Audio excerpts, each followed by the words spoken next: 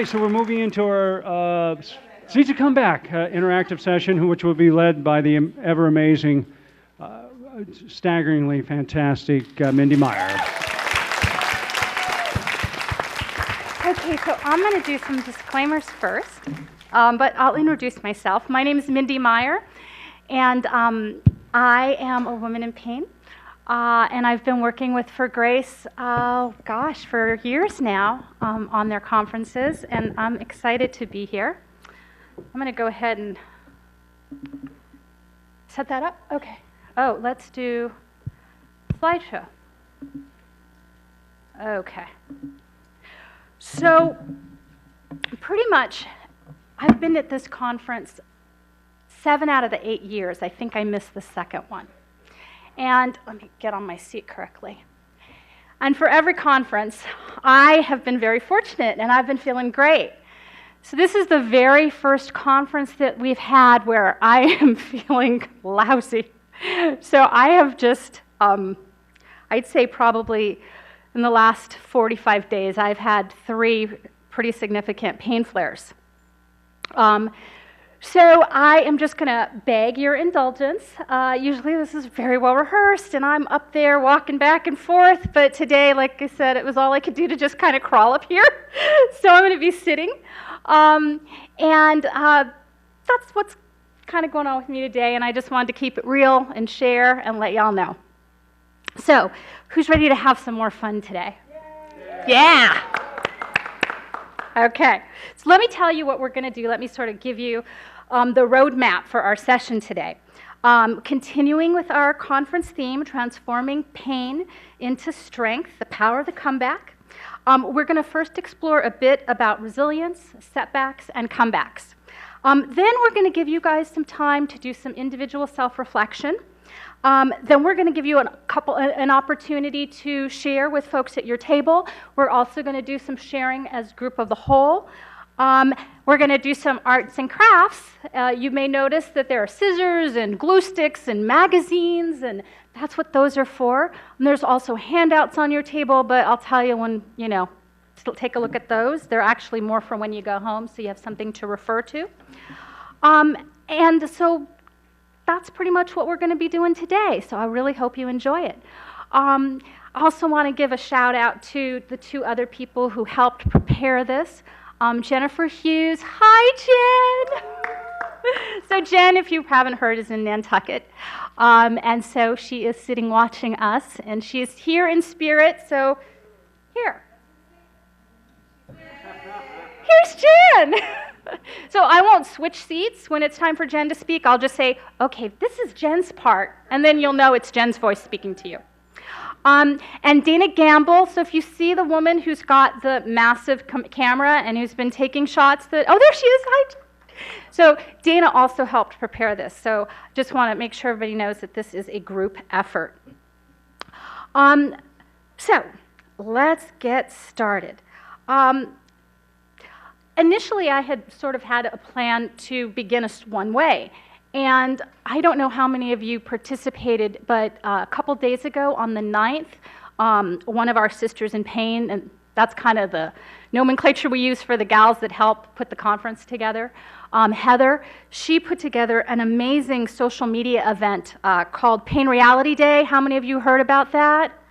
Well, great, we'll have to make sure the word gets spread even more out to the community. It was a really amazing event where people got to share their stories. And so I wrote something, and after sharing it with Cynthia and Jen, they're like, oh, you have to read that. That's just so, part of the theme and part of the interactive session. So I threw out some of what we were going to talk about, and I put that instead. So I'd like to share what I wrote with you. Here it is. Uncertainty.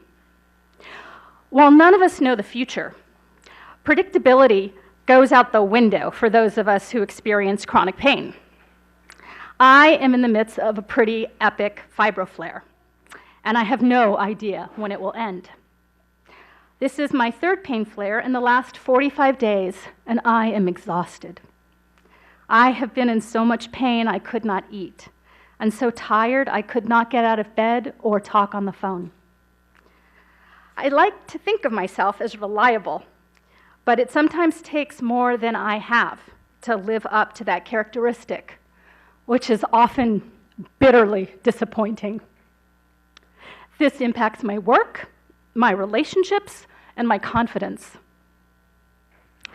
Sometimes I feel like giving up, which honestly, I have in so many ways.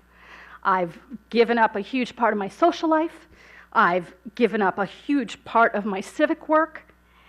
And I may be exhausted, but I'm tired of losing parts of my life. I've been watching a lot of tennis lately. You know, I watched Wimbledon, and I'm watching the US Open right now. And I'm really enjoying it on a lot of different levels. It's teaching me significantly. I've learned what champions do.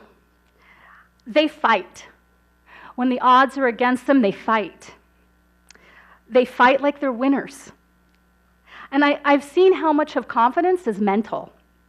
Now, don't get me wrong, these athletes train and they rest, and those are critical aspects. And I too must train and rest. And my training comes through many ways: self-coaching, self-reflection, reading, by sharing and watching and listening to others. So while, and I also rest, because that's a vital part of my pain management. And so while I've lost a very enjoyable, comfortable level of predictability, I've gained a substantial level of resilience. I may not know when I'll get over this flare-up, but I know I will.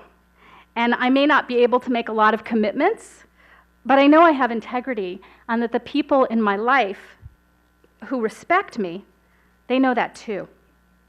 And I'm learning in a deep way that other people's opinion of me is often more a reflection of the lenses they wear than of who I am. The bottom line is, the other thing is that the people who respect me will also understand when I cannot, whatever it is, fill in the blank. And those who don't, well, their issues are really not mine to address. So I'm learning in a deep way. And the bottom line is, no matter how many times I fall, stumble, or have to lie in bed for days, I will get back up again. And I guess that is my certainty. I do not know when I'll get up, but I know that I will. I have faith. And as it says in my favorite book, The Count of Monte Cristo, all human wisdom is contained in 2 words: wait and hope. And so I wait and hope, knowing that this too will pass. Yes, my truth includes pain, but it is not my whole story.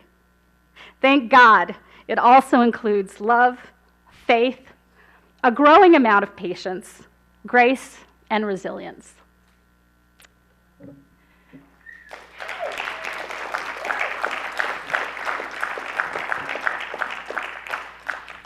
Thank you. So today, we're going to talk about getting back up. When it comes down to it, that is what a comeback is all about. It's about what happens when you have to get back up, because face it, we all fall down. So I am now going to do Jen's part about what a comeback is. And so I may look like Mindy, but right now, I am channeling Jen. And this is the martini that, we're 3 hours earlier, so this is the martini that I hope Jen is having right now, and I'm toasting to you. And it was a good time to take a sip. Okay, so this is Jen's part. What is a comeback? The little engine that could, Rudolph the Red-Nosed Reindeer, Cinderella, Bambi, and well, the list goes on. What do all these storybook characters have in common? Well, let's start off with a healthy dose of steely determination, perseverance through adversity, and an unrelenting drive to make it up that hill, fly Santa's sleigh, become a princess, or live a life as the great prince of the forest. All these storybook characters achieved their dreams despite being told they were too small or different from all the other reindeer or had horrible step relations. You can relate to that, right? Or were left alone to fend for themselves in the wild. Moving forward through their fears was the only way for them. This doesn't mean that their journey was easy breezy or without hardship. Think of all they went through: physical hardship, ostracism, abandonment, and that's just to name a few. Now you're probably wondering, what does all this have to do with our conference here today? And maybe most of you, more of you than not, are thinking, what do I have in common with these fairy tale characters? And I say everything. Most of us are familiar with the idea and the initial meaning behind the word comeback. We've heard it in situations like, oh, nothing gets her down, and she's the comeback kid. Wow, was that the team that made that comeback in the last quarter?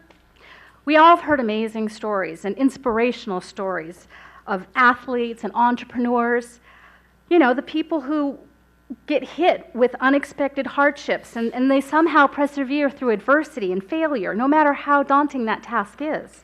They seem to rise to the occasion, even when the odds are stacked against them.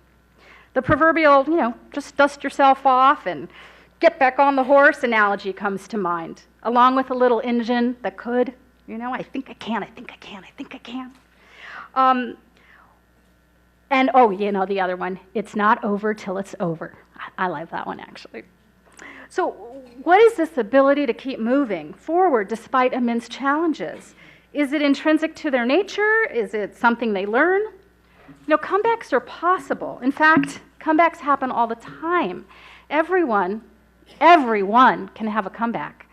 In reality, everyone has multiple comebacks in their lifetime. Comebacks, they come in all shapes and all sizes and from all sorts of various circumstances. A comeback, it doesn't have to be something big or huge or heroic. Sometimes it's just making a decision to get out of bed. That's a comeback decision. The American Dictionary, let's see, it's not quite time for that one. And I can't remember how to go back. So that'll just be on our screen for a little bit. The American Dictionary defines comeback as a recovery or a return to a former position or condition after retirement and loss. And that's what we're talking about here.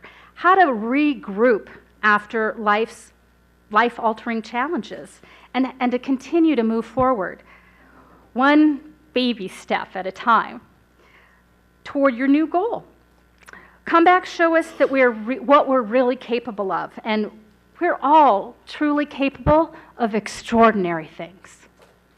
But with all things in life, you first have to have a setback in order to experience the beauty and the personal power of the comeback. This is no easy task. If you have a setback, a comeback may seem impossible to you. Life is full of setbacks no matter who you are. Financial problems, health issues, divorce, loss of a loved one. These and many more may visit all of us. The challenge is how you overcome your setback. So how do you take a setback and make it a comeback? Now, here's the most important part of this whole setback and comeback relationship. A comeback will always begin with a change. If you want to come back, you're going to have to change. Unless you change what you're presently doing or not doing, things are just going to remain the same. So there'll be no comeback. So change is scary. Sometimes even hearing the word gives me nervous nillies. But it's more than necessary. It's essential.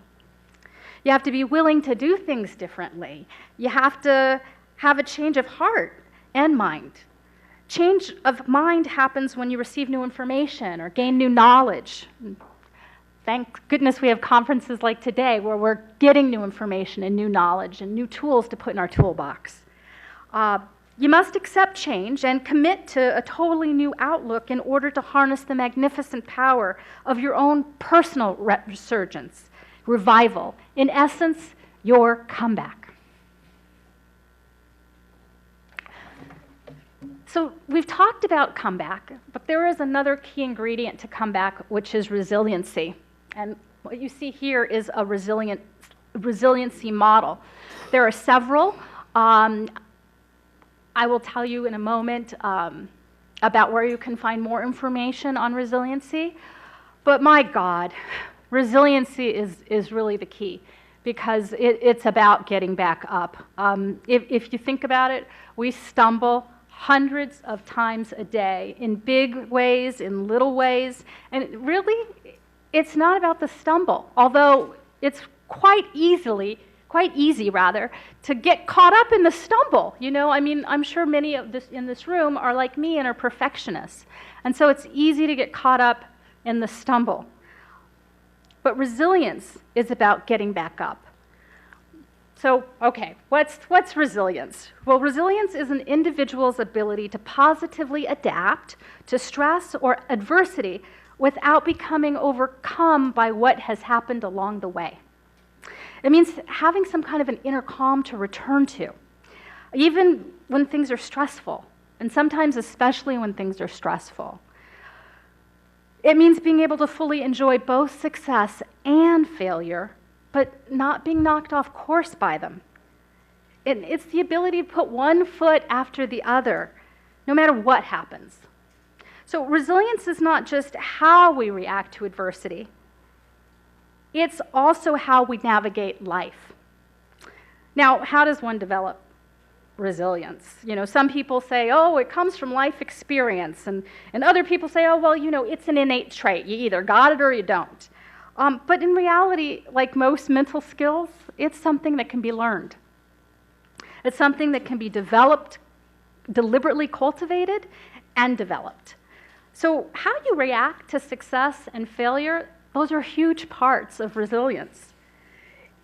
In fact, most success comes from failure. Now, that's probably something you already knew, but it bears repeating.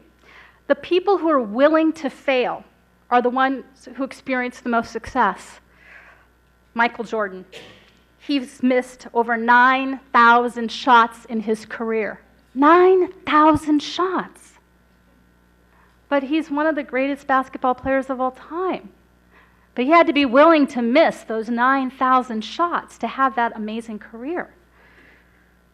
You've probably heard this one too. Edison, 10,000 filaments. He created 10,000 filaments. Just think about how much time and perseverance it took to create 9,000 filaments before he came up with the one that works to light our light bulbs. So the trick isn't to fail. The trick isn't to not fail. The trick is to not let it stop you. To resiliently keep moving forward until you eventually reach your goal. And honestly, you know, a goal isn't like, you know, a bar with two poles that looks like what football players, you know, are running to. We don't always know what our goal looks like. But the idea is that you keep moving, and sometimes it takes a little longer than we expect to realize, oh, that's my goal, it's right in front of me, or it's over here, or it's over there. And that's part of why resiliency is so important, so that you keep going until you get there. So resilience then is the ability to remain centered during failure. And what's more, it also means being able to stay centered when you succeed. Because the more attached you are to that success, the more likely you are to be emotionally attached when you fail. So that's something to keep in mind. And also, let's remember who's defining failure. Because most of the time, it's this right up here that's defining what failure is. You know, we think it's from other people, but it's our interpretation of what other people are expecting that is sometimes the taskmaster that's whipping us, you know? So it's really important to consider what's making up this concept of failure, and to not let that go unquestioned. So, summing things up, resilience it paves the way to the comeback. It's what allows us to move forward. And the slide that you see up there it shows some different ways of looking at resilience. Self-efficacy, the ability to reach out to others, a sense of personal agency, resourcefulness, problem-solving skills, being aware of your strengths and your assets. You know, a lot of times we're so busy dealing with our life, we don't get to reflect, and we don't get to say, oh yeah, you know, I can do this. This is something that really works for me, and this is how I can use it. So it's worth, you know, mentioning that taking a look at, okay, well, this is what I do really well. That's an important reflection. And, you know, managing our emotions. When we're bombarded with pain on a regular basis, it's easy for our nervous systems to get overwhelmed. And so recognizing that and giving ourselves the space to have calm when we need it, or outbursts when we need those, you know, that's critical too. So this is a great model. On your table, there are handouts that show other models. I just want to call them to your attention. And then in the back is sort of a breakout of Kumar's CR8 model of resilience, where he kind of talks about, he has these 8 phrases that start with the C. And also at the bottom of the page is a website that I would like to now state we liberally plagiarized. So if you're reading it and you see something you heard today, I'm citing it right now. So these are some great tools. I've gotten a lot of value out of them, and so I highly recommend them. And if you don't have enough of these handouts on your table, let us know. We'll try to make sure you get one. Okay, so we know that our pain ebbs and flows. And sometimes it just seems to flow. And some of us have not felt a lot of ebbing. And we know that all periods, and we all have experienced periods of that no ebbing, and that is just utter hell. And what happens in that hell? How do we get to the other side? You know, I don't want to make the comeback just sound all roses and daffodils, you know. Well, and so when we were thinking about that, we thought about, okay, what's going on when I'm in pain? When I'm in a lot of pain, what's happening? And I don't know about for you, but for me and some of the other people that I talk to, it seems that our focus just gets really, really narrow. And it becomes about getting through the next 30 seconds, and then the next 30 seconds, and then the next 30 seconds. And eventually, I realized, wow, I just got through 5 minutes. 5 minutes that I didn't think I could get through, you know? And sometimes people think that comebacks are big, or they have to be huge, or they have to be monumental. And so I just want everybody here who may be thinking, oh, I don't know if I have a comeback. I want everybody here who can hear my voice to know that if you're hearing me, then you've already gotten through some pretty unbearable pain. And that, in and of itself, is a comeback. You're still here. Somehow, you found a way to continue. And that's resilience. That is a comeback, and that is huge. So right now, I would just like you to give yourselves a hand.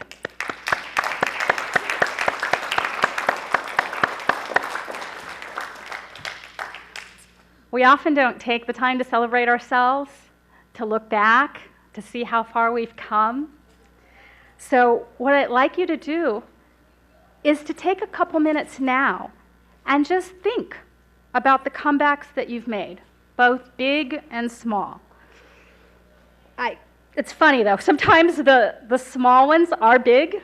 I've been dealing with pain since 2003, and last year I realized I could finally make the bed up by myself without pain. And you know, I figured, oh, you know, that's a small celebration. And then I thought, well, wait a second. It took me 11 and a half years to get to that comeback. That's not so small. And that's part of what makes up my ability to be self-reliant. And so that's a huge step. So I really want to encourage you to think about the things that you can do now that you couldn't do before. So just take a few moments, and I'm going to give you that time, and in a couple minutes, I'll bring you guys back to center. So just take a moment now and jot down some of the things that you couldn't do before, but now you're able to do.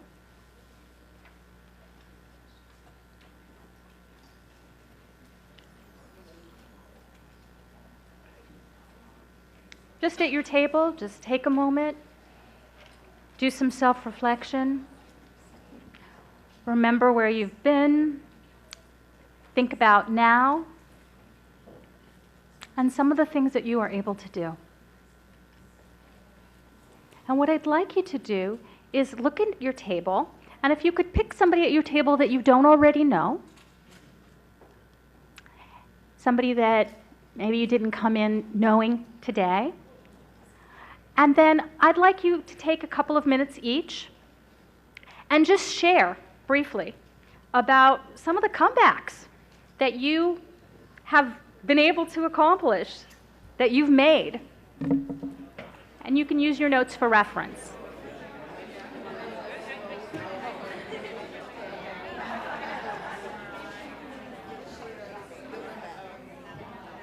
Would you like to share some of the comebacks that people shared at the tables? So if you have something to share, just raise your hand. We have somebody in the back with a mic. You want to share any of the comebacks that people talked about at the table? Any that you yourself brought up? Anybody want to share any of the comebacks? Oh, we've got one right over here.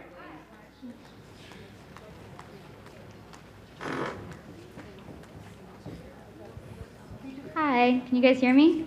Yes. Okay. I can walk both of my dogs most days for longer than 10 minutes. Pretty exciting.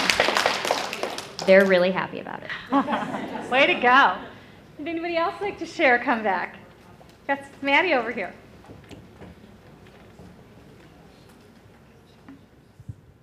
A few years ago, I was spending a lot of time in bed, and this year I have gotten out of bed every single day. Wow. So far this year. Woo! Way to go. And we've got somebody right over here. I can walk now without a walker, and I can walk without falling. So that's a big step for me. Big time. Anybody else like to share? We'll take one more. We have a lady right over here at the table by the door.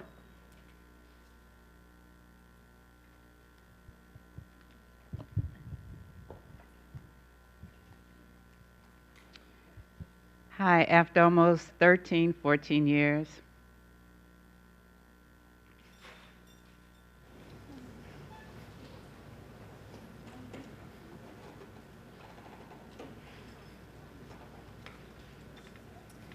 It's okay. I We're here can with you. finally, We're here with at you. least once a month, wash and blow dry my own hair without having to go have someone do it and pay for it.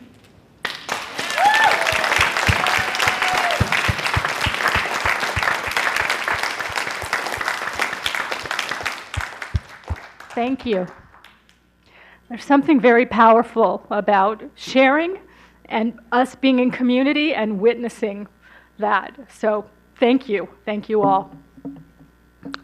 Those are pretty significant comebacks. Right now, what I'd like you to do, it's exercise time.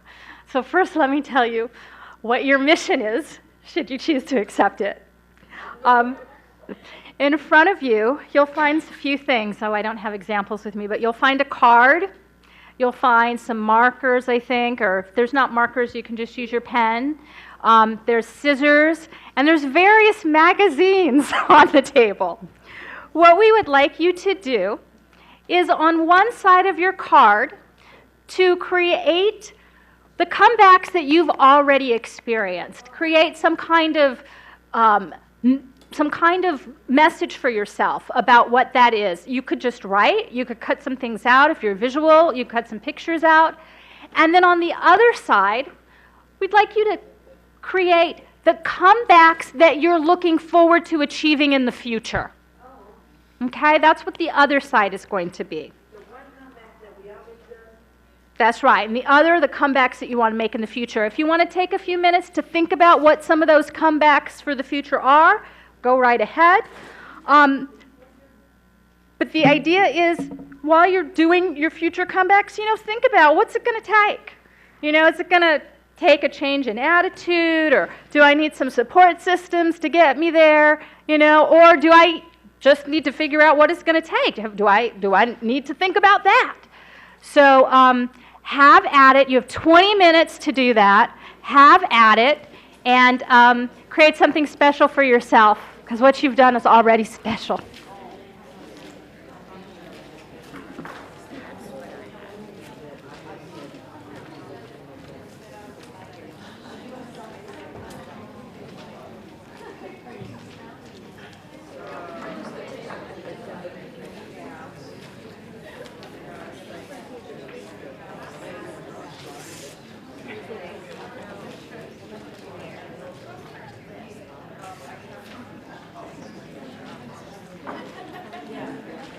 My, how time flies when you're having fun. So, can you believe it? We're out of time for the exercise, for this part of our exercise. So, sounds like people are having a good time. I hear paper ripping and laughter. So, I'm hoping that this was enjoyable. I want to remind you to celebrate your milestones, to remember where you've been and how far you've come, because that's critical to our healing, is to celebrate and memorialize where we've come. The body's really funny, Sometimes when you're in horrible, awful pain, your brain doesn't let you remember what it's like when you're out of that. Nope. I kind of got a lesson of that. I was in some pretty horrific pain and could not believe that that's what my life was like for a long time, because it had been a while since it had been that bad. Before we leave, I would love to hear from some people what this experience was like. Kind of what came up for you.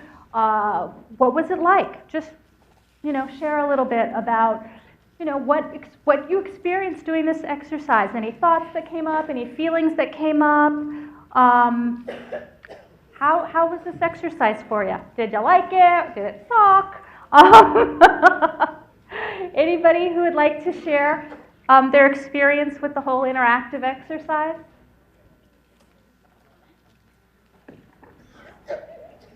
Okay, let me get this microphone. If somebody could grab a volunteer. Oh, we've got one. Thank you. Right here. Oh, I think it helps with the people who are listening for it to be on the mic. So if you wouldn't mind. Thank you.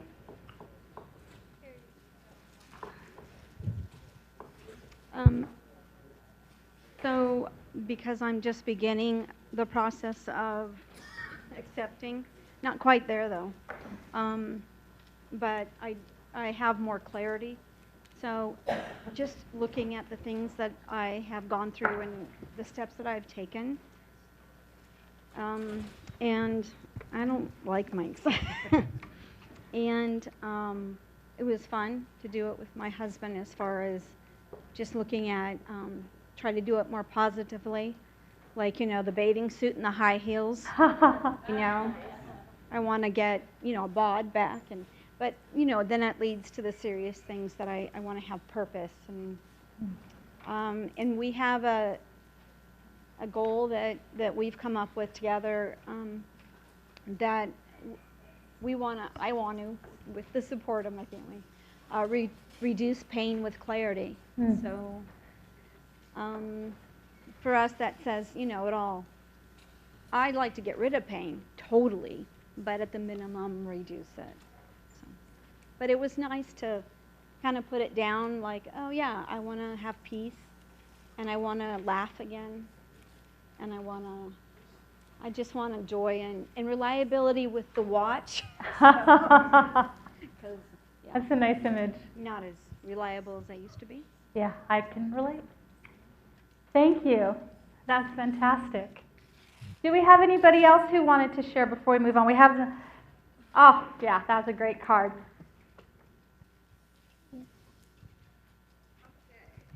So I love this exercise because it actually brings and makes things concrete when you actually put them on a paper. So what I overcame is I found something that says, let it go, which is lovely, and a bird soaring. That's great. And I wrote, I can fly free now. And then on the back side, I found something so lovely. It's a couple on the beach, and I made a heart out of it, and somebody running on the beach, and that is, I wrote, there is always hope for romance, the next chapter. Woo! I will find it. Right, Mom? She's been pushing me towards that, too. Thank you. Thank you. That is great. Well, again, I want to thank you for coming out today. Did somebody else want to share? Was there somebody else who wanted to share before we move on? Okay. Go right ahead. Okay. So I just want to thank you all for coming out today. I want to thank everybody who's listening. Thank you for turning us on and for investing in yourself, because really that's what today is about, and taking another step forward, which for those of us who experience pain on a chronic level is not an easy thing to do. So congratulations and thank you. Have a wonderful rest of the day and a great weekend.